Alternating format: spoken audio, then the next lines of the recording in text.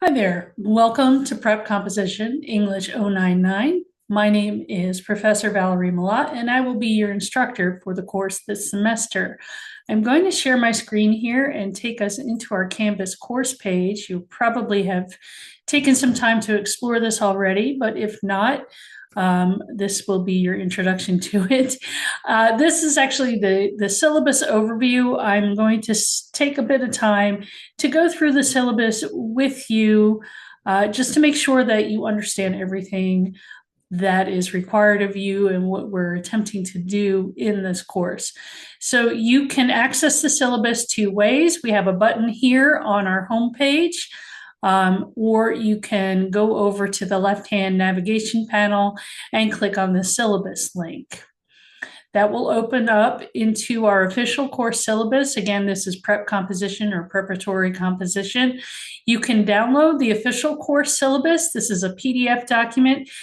This is always good to have in your files in case you need proof that you've taken this course for some reason.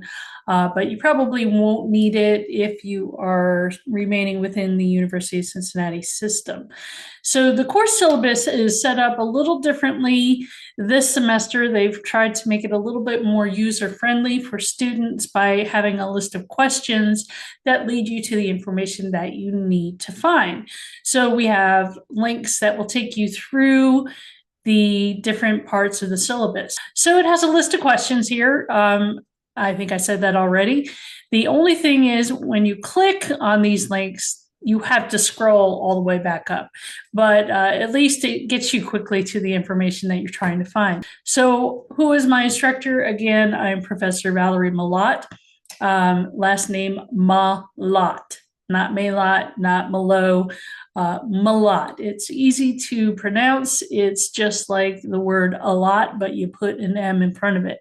My email address is MalottVJ, so MALOTT, one L, two T's, vj@ucmail.uc.edu. I'm also providing my phone number. I don't have a physical office on campus because I am a part-time instructor, which we won't go into right now.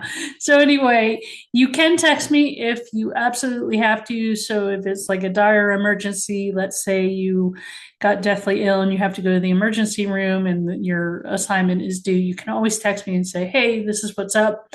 I just wanted to let you know.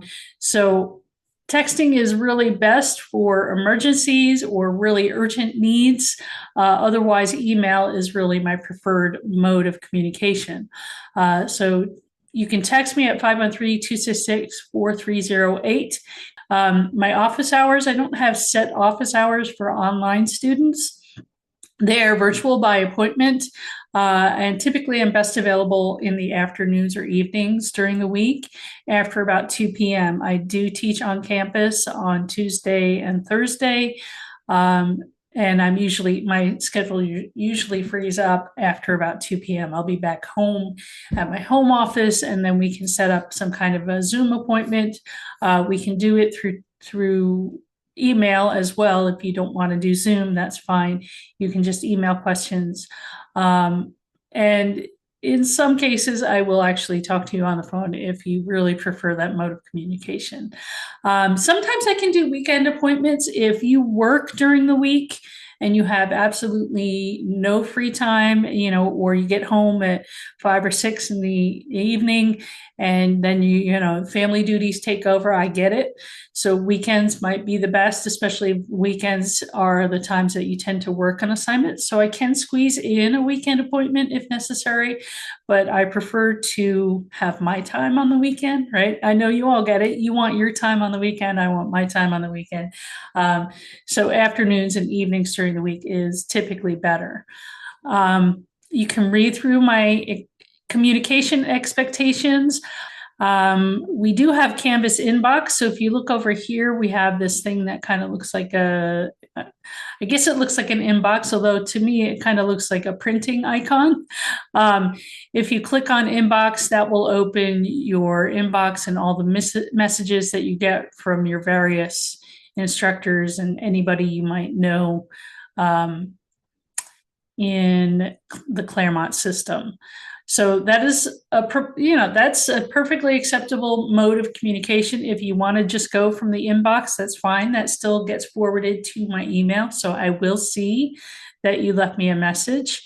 And there are things you can do to actually make sure that you get the notifications that you need to be seeing. So when I post weekly announcements to let you know what we are going to be doing for that week, what assignments you need to be working on, that kind of thing. And I do that through the Canvas announcements. Once I have announcements up here, you can click on announcements. This will be visible for you as students once there's an announcement there.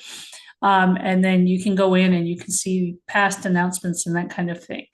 To set up your notifications, if you go into Account and click on Notifications, and there's instructions to do that, you can go through all the various things that you want to be notified for. So discussions, typically, I don't like to be notified for every single discussion that's created and answered. But announcements, you can have those notifications set. You can have set to email, or you can get push notifications right to your mobile device. So again, just take a look at I should put a link in there for how to do that, so that you can understand what is this course about. Again, you can read the course description. You've probably read it already once when deciding whether or not you were going to take this course. And the purpose is to really give you an introduction to college level writing. So we'll be analyzing and talking and revising. So it's an intro to college level composition. It's not the required class, right? English 1001 is the required class. And so Prep Comp is really designed to prepare you for the rigors of English 1001 and the writing that you'll do in that. There'll be a lot of similarities if you take the class with me as a prep student and you take it again in English 1001, you'll see a lot of similarities.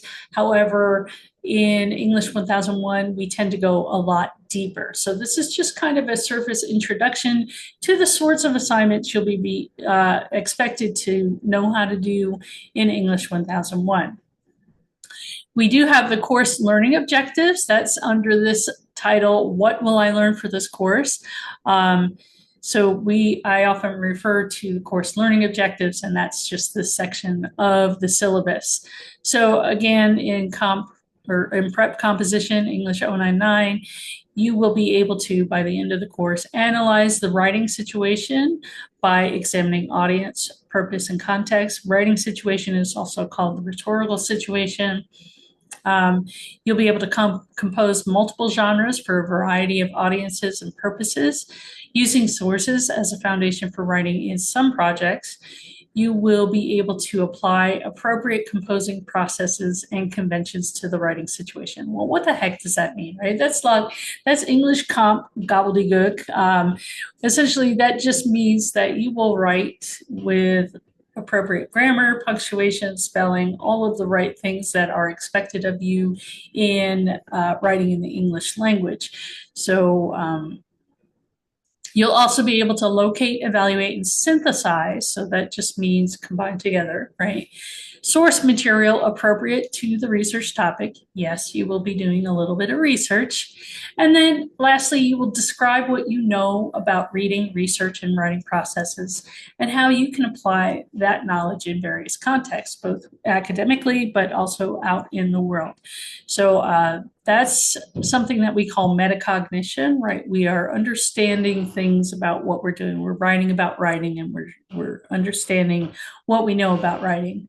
So the course format, obviously, this is a completely online asynchronous course. We don't have any kind of scheduled meetings, virtual or otherwise, except for those one-on-one meetings if you need some extra assistance from me. You can read about the prerequisites. I do have a note here. If you are an English language learner, someone for whom English is not their first language, and you might need some additional support, please let me know that at your earliest convenience. And I can actually help to arrange for you to get assistance through our Academic Writing Center. So we have academic writing tutors on campus at the Claremont campus. This course is offered through the UC Claremont campus. However, we also have resources. We have access to resources from the main Clifton campus, the big four-year UC university as well.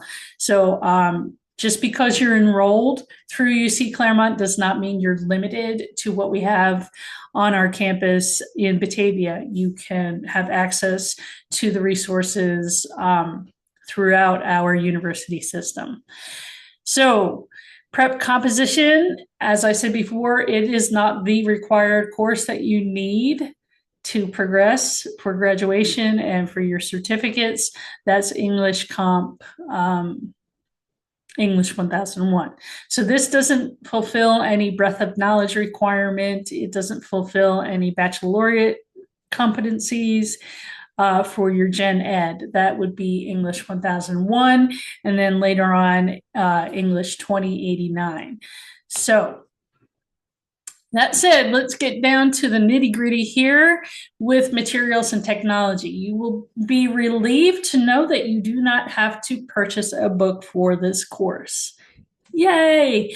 I have made the switch to completely open educational resources rather than textbooks that you purchase. I think academic textbook publishing is a ridiculously expensive endeavor, and college already costs a lot as it is, and then when you dump textbooks and other resources, other technology on top of that, it just becomes really, really costly. So if I can save you some money, I'm going to. And that means that everything will be provided in Canvas in each weekly module. All of the readings you will be able to access.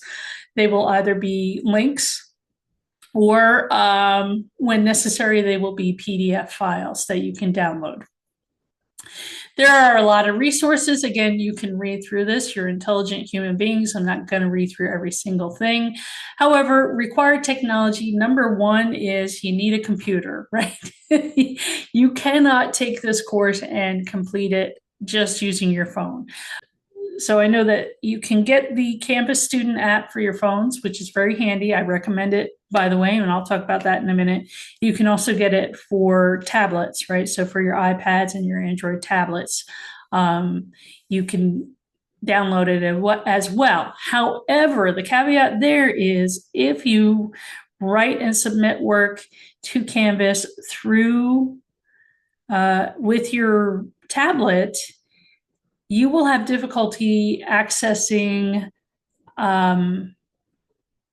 peer reviews. So if you have a peer's paper that you have to review, it's really best if you go through the website rather than through the app. And that's just for the tablet and I guess phone, but I really don't recommend trying to complete this course just using a phone. It really is difficult. So I highly recommend a computer or a laptop. We use Canvas, the learning management system. If you're unfamiliar with Canvas, there is a module that explains how to use Canvas.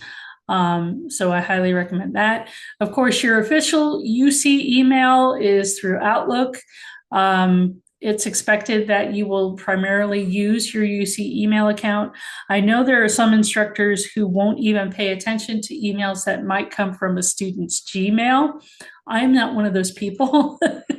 I don't think that should be a barrier for you communicating to me, right? But your University of Cincinnati email is the official email, so it's expected that you would use that. So if you're not, again, sure how to use that, you can always talk to our IT people and they'll get, you'll get the help that you need.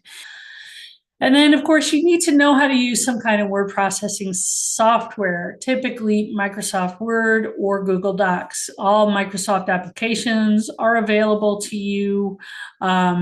through the Bearcats Landing. It's free.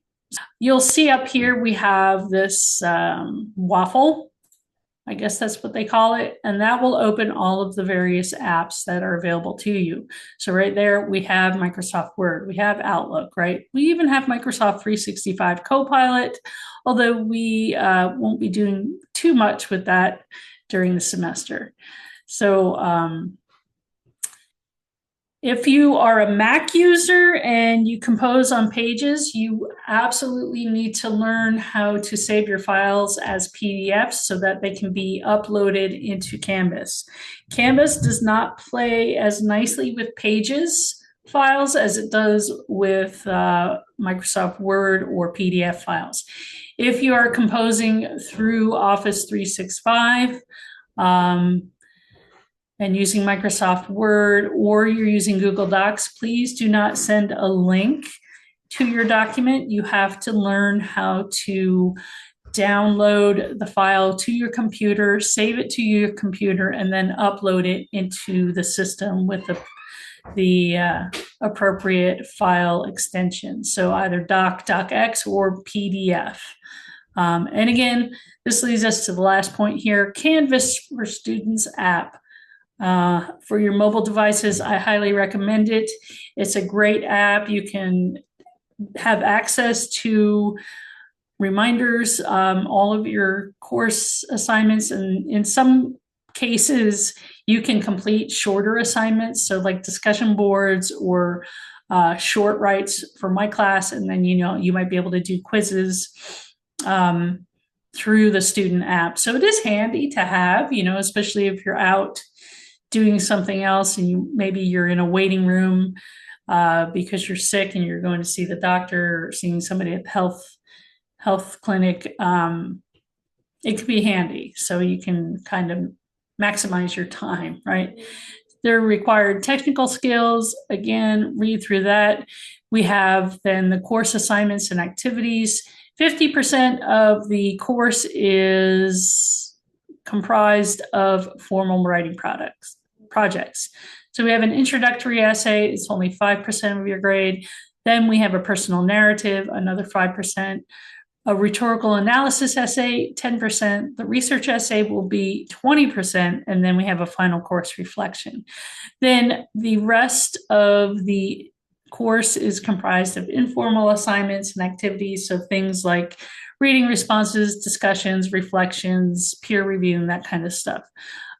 Those things are typically graded as complete or incomplete.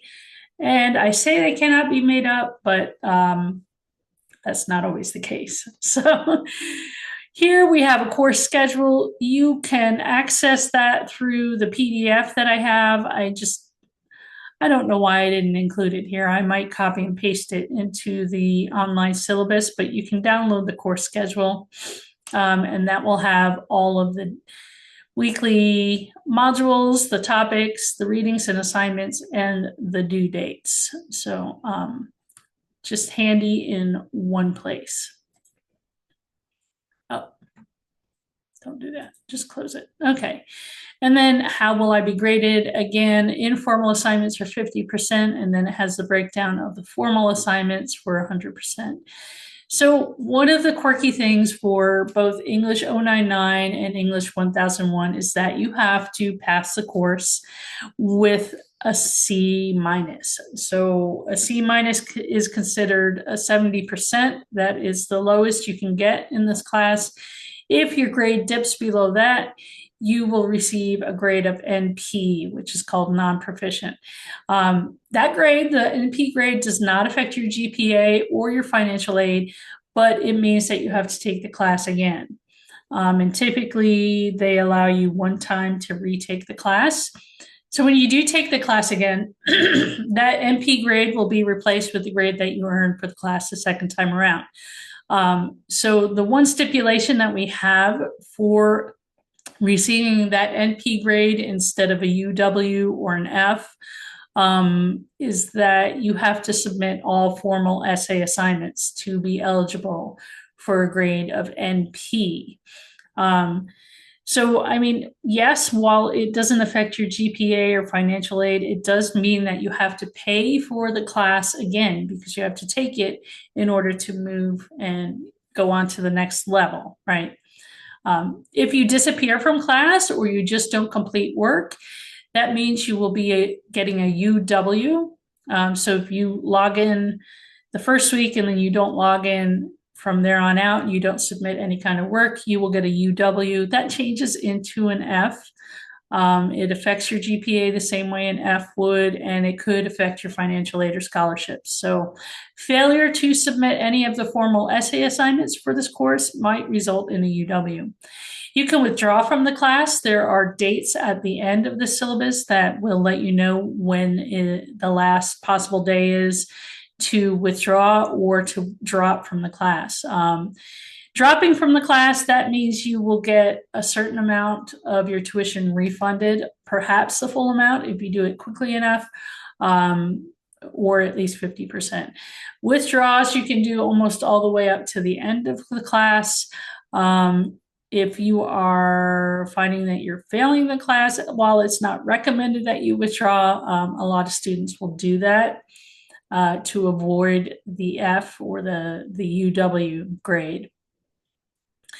There is a grade of incomplete. That is something that's only given in special circumstances. So if you're in the hospital or you have some personal emergency, you've been really sick, or you have to go on military, some kind of military exercise, and you can't complete the course, then this will allow you to finish the course at a later date. So an incomplete contract has to be agreed upon by both you and me and signed by the student, and they are filed in the department office. I've never done an incomplete for any student anywhere where I've taught. Nobody's ever asked for an incomplete. So if you need one, then we will figure it out when the time comes. Question here, what happens if I miss a deadline, right? Due dates are firm. But I am willing to accept late work with a few important exceptions, which I outline below. I realize that we're all human, that life happens, and I will work with you if you're having some difficulty. I know that many of you who are taking these online courses are juggling a lot of different things. You might be caring for family, you might be working. So I get it. I understand. I don't need to know the reason why, but I only ask you for a heads up when you think you are going to be late with an assignment. It's your responsible to reach out to me with a request for an extension. So if you submit your late work and fail to communicate with me, you will probably get a much lower grade on the assignment. If you're chronically late with work, that indicates a problem, and so I'll probably request a meeting to discuss ways in which we can work things out. I do have a sample assignment extension email. There are some cases when I don't accept late work. So if it's a submission that's tied to a peer response activity, your classmate should not have to wait for you to complete your own assignment to be able to wait for you to do the peer review assignment that they need to complete. So when it's tied to peer response or peer review, whether it's discussion board or an essay peer review, and those are marked within the course schedule, it's really vital that you get things in a timely manner. And the other time I won't accept late work is when it's past the last day of the semester. For this course, this semester, I won't accept work past Friday, December 5th. And of course, I do not review papers in the final 48 hours before the final revisions are due. So if you are really late with a rough draft and it's 2 days before the final revision is reviewed, I'm sorry, I'm not going to provide feedback for you. There was definitely plenty of time for you to get your paper in. So I don't want to be overwhelmed during that deadline. And I typically don't accept emailed assignments without prior approval. So if you're having some kind of technical issue with Canvas or your computer died or whatever, send me an email first before you email me a document saying, hey, is it okay that I email you? I'm having something weird going on with Canvas. All work typically should be uploaded to Canvas and submitted through Canvas. You can see the grading scale here. Again, 70 is really the lowest mark you can get in this course. And then there are plenty of classroom procedures and policies. Most of these we are required to have in our syllabus. So we're reaching the end here.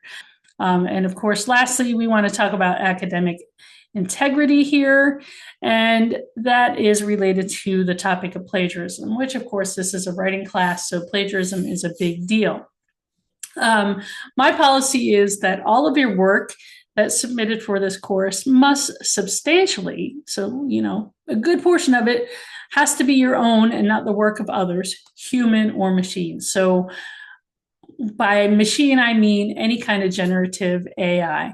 So just like you wouldn't ask somebody else to take a test for you or write your whole paper, so you should not have an AI writing system such as ChatGPT or Copilot or Gemini or whatever else is out there. They seem to keep multiplying to write your assignments for you.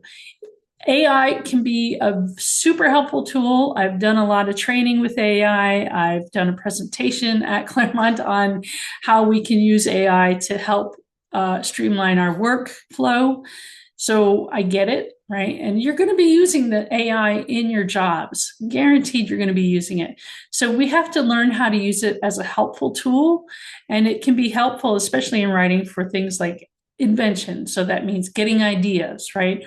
Or maybe helping with organizing your ideas, but actually getting all of the ideas written in your voice, AI, that you don't want to do that. So it can also be a good source to provide examples for how to organize your essay or how a certain type of essay might look. All usage of AI programs in the class requires prior approval from me. So if you are going to generate an outline or you're doing some brainstorming with AI, please just let me know ahead of time. Like, hey, I'm going to use ChatGPT to come up with some ideas. Is that okay? Right? And typically it will be for various stages of the writing process. And before incorporating any AI tool into an assignment or activity, you must discuss your intent with me. There are certain assignments where I actually state that we are going to be using AI. And so, of course, that will be acceptable. But typically for writing your drafts and for revising, we aren't going to be using AI. I know that some of you might be using Grammarly to help with your revisions. I think that might be okay, or to check your grammar and that kind of stuff. I think that's fine. All drafts and formal essays are turned through Turnitin, and you can see your similarity score immediately. So you can click on this link to read more about it. I think Turnitin has gotten rid of its AI detection because it is so flawed. So, however, I've seen enough, I've been exposed enough to AI generated writing that I know that there are some aspects that will usually make me investigate further. If I suspect you're borrowing from AI generated writing, I will ask some questions of you, and we'll talk and we'll brainstorm and we'll figure out how to get things so that you understand what UC's academic integrity policy is. So you can read the policy here, same link as the one up here. Borrowing words, ideas, etc., of another without proper attribution, so without citation and documentation, is a form of plagiarism, regardless of your intention. So even if it's accidental, it's still considered plagiarism. So we do take those cases seriously, and the repercussions are outlined here. Typically, I will give you an opportunity to make good on the assignment. So I do believe in providing a lot of grace in my classes to students. So, the first time you are suspected of plagiarism, we'll talk about it and we'll say, what can you do to remedy this situation? I'll give you another chance. But if it's something that you do repetitively, then chances are pretty good that you will either fail the course or be dismissed from the university. Then we have a list of student resources. These are all links that will get you to vital information. And of course, at the end, we have semester dates and deadlines. So this is the end of my lengthy syllabus overview. Oh, I did want to show you one thing. So you can download the syllabus. I think I showed you that at the top of the syllabus. We also have this course documents page. We have the detailed course syllabus. That's the official syllabus for the course, and this is where the syllabus overview will also be linked. But I also have a basic course syllabus. Let me call that file up for you just so you see. This just hits the highlights by name and contact information, course description, course objectives, technology, right? You don't have to buy a book, yay. Then the grading criteria, and then the procedures and dates and deadlines. So it cuts out about half the pages and makes it a much shorter document. But the detailed course syllabus, that is the official syllabus, should you need that documentation if you transfer elsewhere. And then, of course, you also have the downloadable course schedule that you can keep in your files. So that's that. The syllabus overview is a lot longer than I wanted it to be, but it's a necessary evil, right? I want to make sure that you understand everything about the course. Next thing you want to go through is probably the course overview. Get yourself familiar with how I have things set up and how I like to run the course. Okay, everybody, if you have any questions for me, you know how to get in contact with me. Let's have a fantastic semester. Take care. Bye-bye.